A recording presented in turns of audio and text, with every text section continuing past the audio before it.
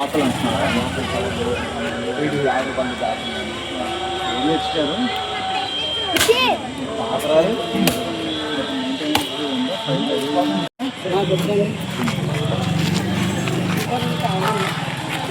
చెప్పులు ఎవరి అన్న చెప్పులు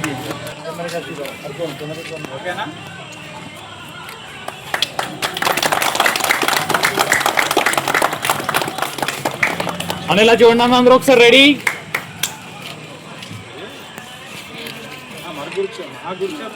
సార్ రెడీ సార్ రెడీ.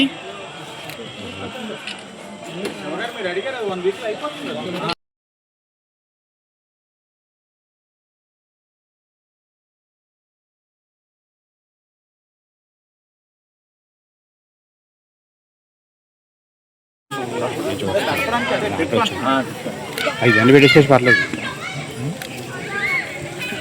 ఎందుకు ఇట్లా అట్ట వెళ్ళిపోతున్నారు రండి మీరు.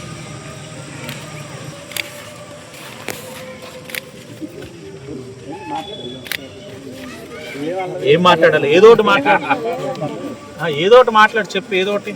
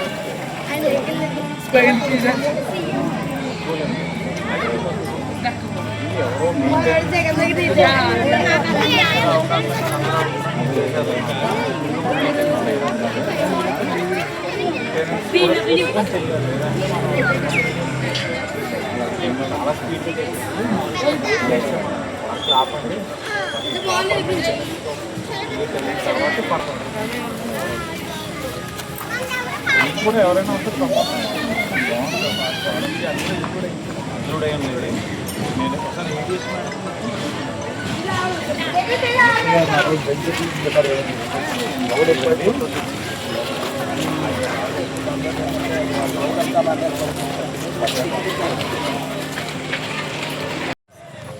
సాయి దీపికా నగర్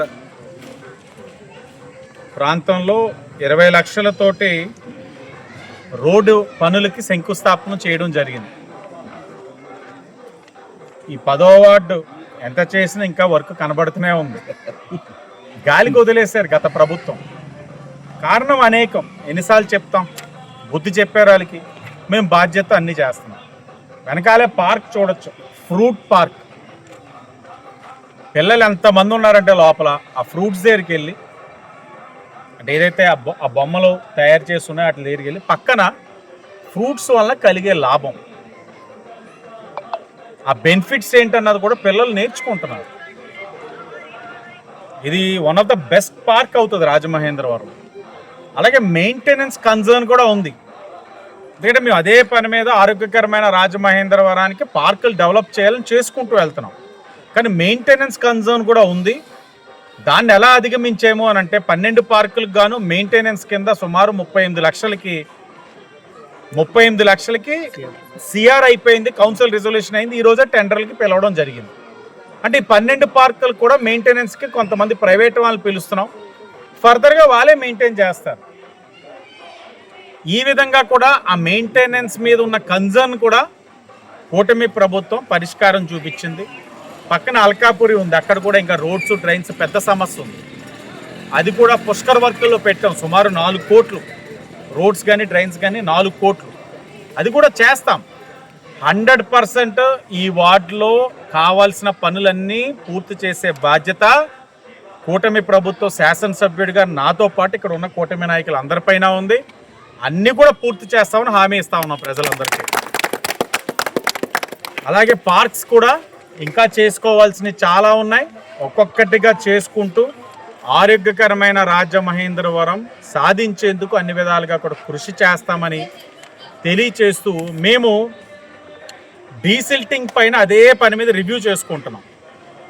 అంటే పారిశుధ్య వ్యవస్థ పైన అనేక సమీక్షలు చేసుకున్నాం. ఆ సమీక్షలు పారిశుధ్యం పైన మేము చూపించిన శ్రద్ధ ఫలితం ఏంటి అని అంటే, నిన్న రాత్రి అనుకుంటా అకాల వర్షం సుమారు గంట సేపు పడ్డ తర్వాత మీ ప్రాంతాల్లో చూడండి ఏ విధంగా నీరు క్లియర్ అయ్యింది, డ్రైన్స్లోకి త్వరగా ఎలాగెళ్ళింది. ఇవన్నీ కూడా ఓ పక్కన కావాల్సిన చోట డ్రైన్స్, కావాల్సిన చోట రోడ్స్, ఆ డ్రైన్లలో కూడా పారిశుధ్యం ఎప్పటికప్పుడు డీసిల్టింగ్ చేయడం వల్ల నీరు సాఫీగా వెళ్ళడానికి అవకాశం ఉంటుంది. అది కూడా ఈ 2 నెలల్లో వర్షాలను దృష్టిలో పెట్టుకొని వర్షాకాలానికి సంసిద్ధంగా శానిటేషన్ కూడా ప్రక్షాళన రూపంలో ఇవన్నీ కూడా కార్యక్రమాలు చేసుకుంటూ వెళ్తా ఉన్నాం. నిన్న అకాల వర్షం వల్ల కూడా మాకు తెలిసింది అంతా కరెక్ట్గా ఉందని కూడా నేను చెప్పను. కొన్ని ప్రాంతాల్లో ఇంకా ఉంది, ఏంటా అని చూస్తే అక్కడ ఇంకా డీసిల్టింగ్ చేసుకోవాల్సిన అవసరం ఉంది.